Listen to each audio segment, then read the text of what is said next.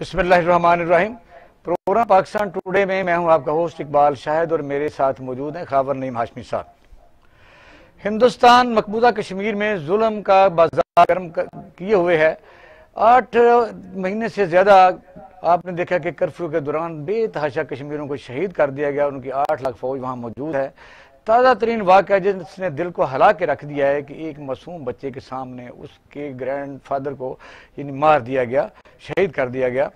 तो आप देखें पूरी दुनिया की जो यूनाइटेड नेशन है या पूरी दुनिया जिसको कहते हैं इंसाफ करने वालों कि तुम कहाँ हो, इस वक्त रुला देने वाले वाक़यात हैं। पूरी दुनिया में इसको डिस्कस किया जा रहा है।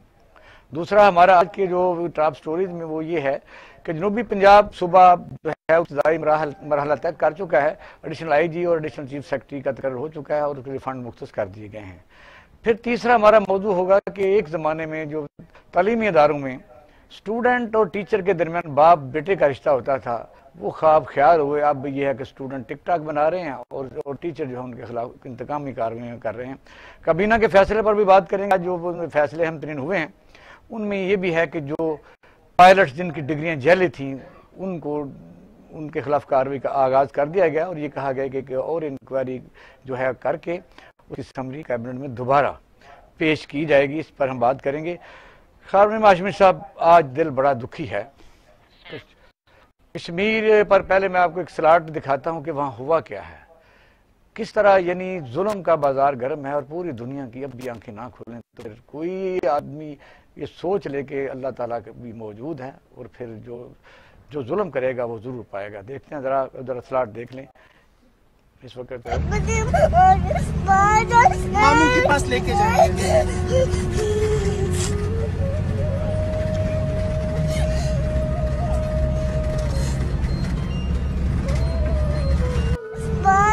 मामू के पास लेके जाएंगे।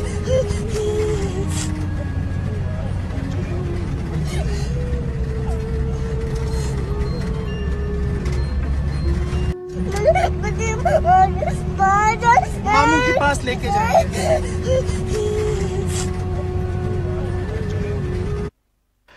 खावर सब क्या कहेंगे, क्योंकि इस पर क्या कह सकते हैं। दिल तो रो रहा है कि ये पूरी दुनिया में मुसलमानों की तादाद 1.5 अरब, 56 कंट्रीज, OIC, तो ये जुल्म हमारे साथ हो रहा है।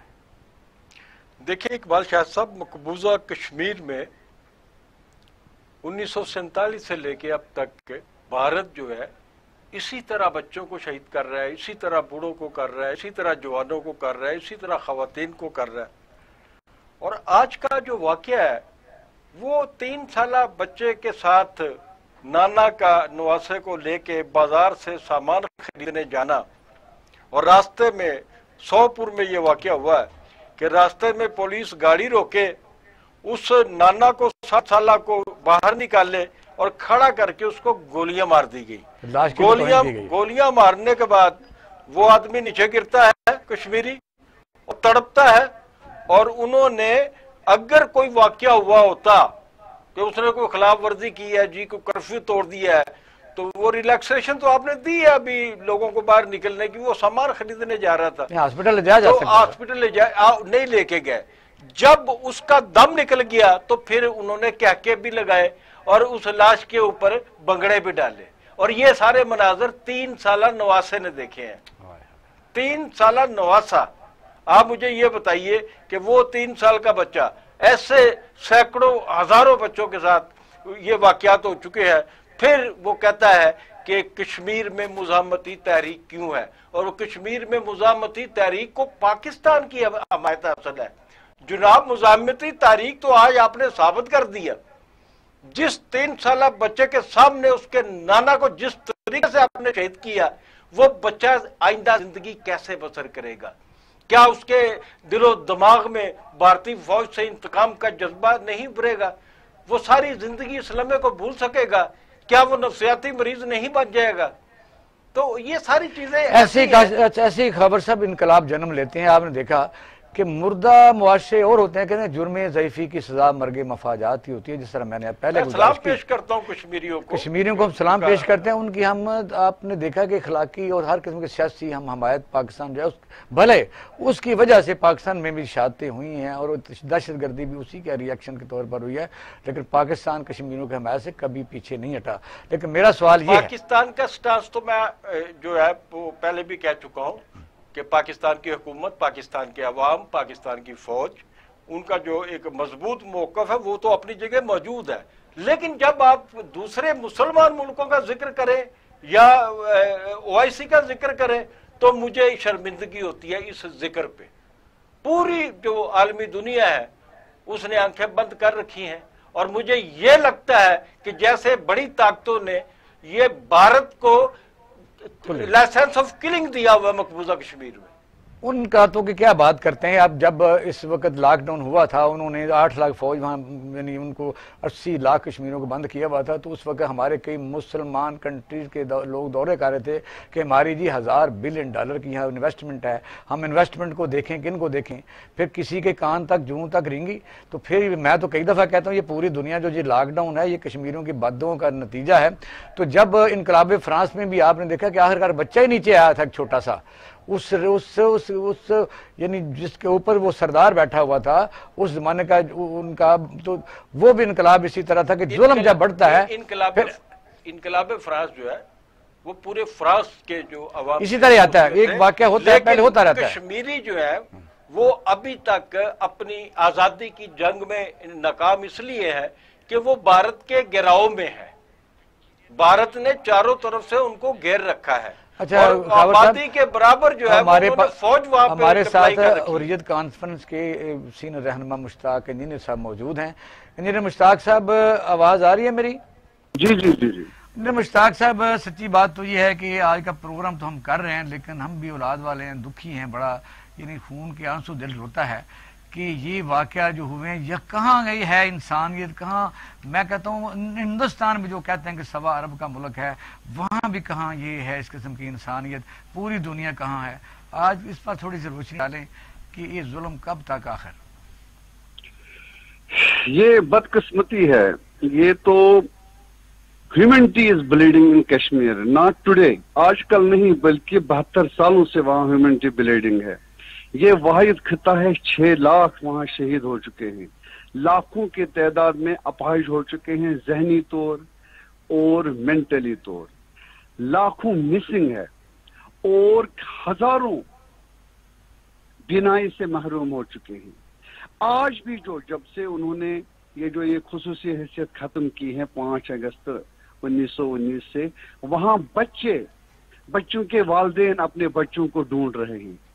ان کا پتہ کچھ نہیں ہے کہ کن جیلوں میں ہے. ایک تو ہو گیا انہوں نے لے لیا ان کو جیلوں میں، نہیں ان کا پتہ بھی نہیں ہے. اچھا، گھروں سے نکال کے لے جاتے ہیں ان کو، یعنی کر دیتے ہیں. کسی کو کوئی پتہ نہیں. اگر کسی جگہ یہ کہتے ہیں نا کہ ہم نے جی خاموش کیا سارے کشمیر کو، ایسی صورتحال نہیں ہے.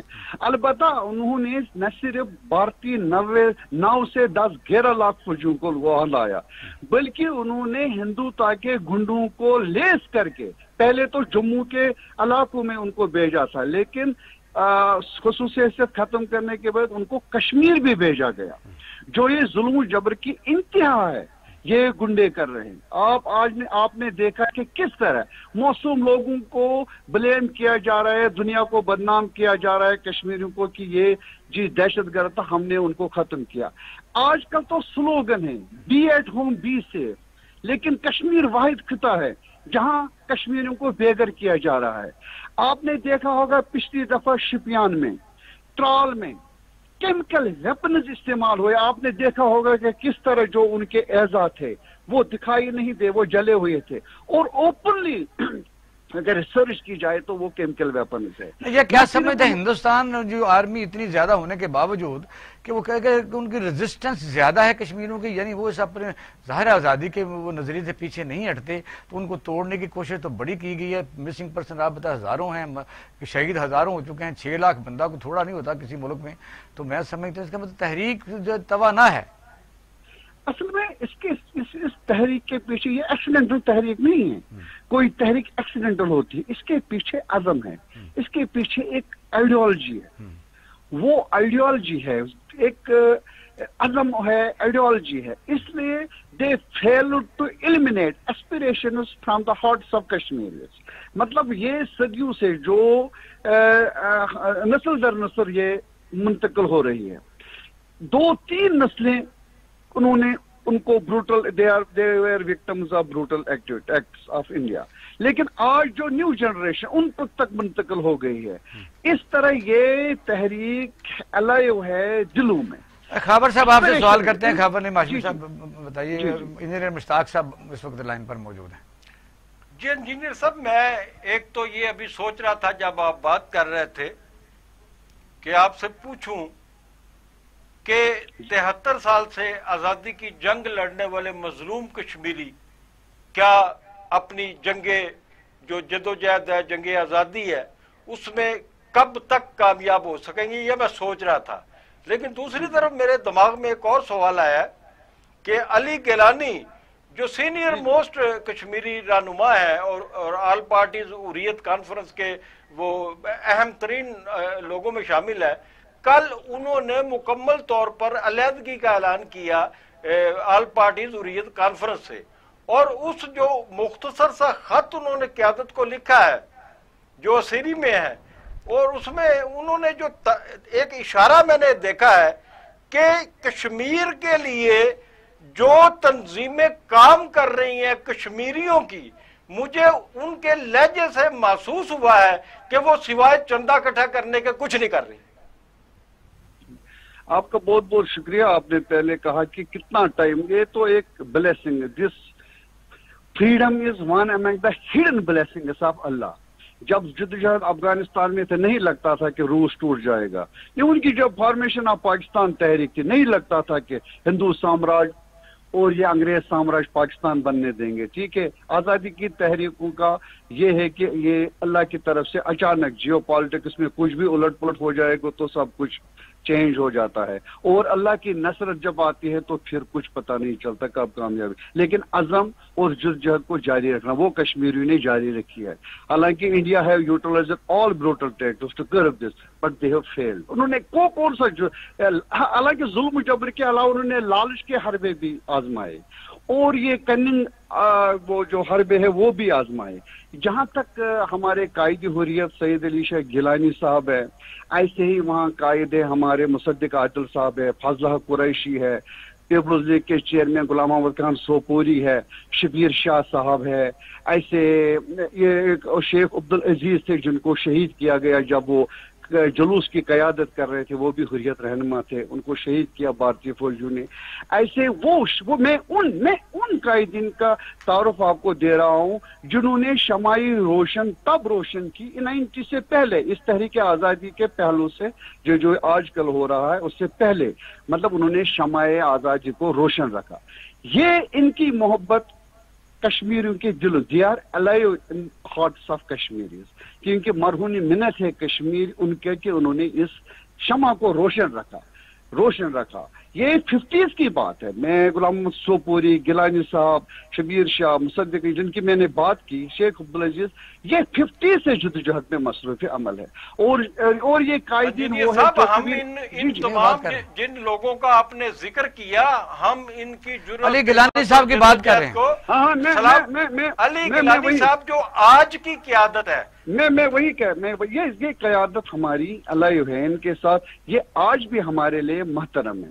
اب جو رہا, اب چونکہ سید علی شاہ گیلانی صاحب جب سے انہوں نے جو دفعہ 370 کی منسوخی کے بعد یہ بالکل نظر بند ہے, اور جو قائدین وہاں ہیں اکثر نظر بند ہے. اگر کوئی باہر ہے وہ بھی ہے اس لیے کہ مطلب غلام محمد خان سوپوری اگر باہر ہے تو بیکاز آف بلیڈنگ, وہ پہلے ادھر ہاسپٹل میں رہے, جب انہوں نے دیکھا کہ یہ مر جائے گا تو ان کو چھوڑا. ایسے ہی انہوں نے جن کو چھوڑا, اور جو کام کر رہے ہیں وہاں they are also hiding themselves. یہ نہیں کہ وہ اوپنلی کسی کو کام کرنے دے رہے ہیں. ٹھیک ہے, نمبر 1. نمبر 2, آپ نے جو بتایا, انہوں نے یہ گیلانی صاحب نے حریت کانفرنس سے, کیونکہ ان کی صحت ناسازگار ہے, ان کی طبیعت ٹھیک نہیں ہے, وہ بالکل حرکت نہیں کر سکتے, उन्होंने वहां एक शोरा निजाम के तहत निजाम चल रहा था, पहले से ही शोरा निजाम के तहत जो निजाम चल रहा था, जो शरीयत के तौर जिसको काबिल कबूल किया गया है शरीय निजाम, वहां शोरा निजाम के तहत हुर्रियत कॉन्फ्रेंस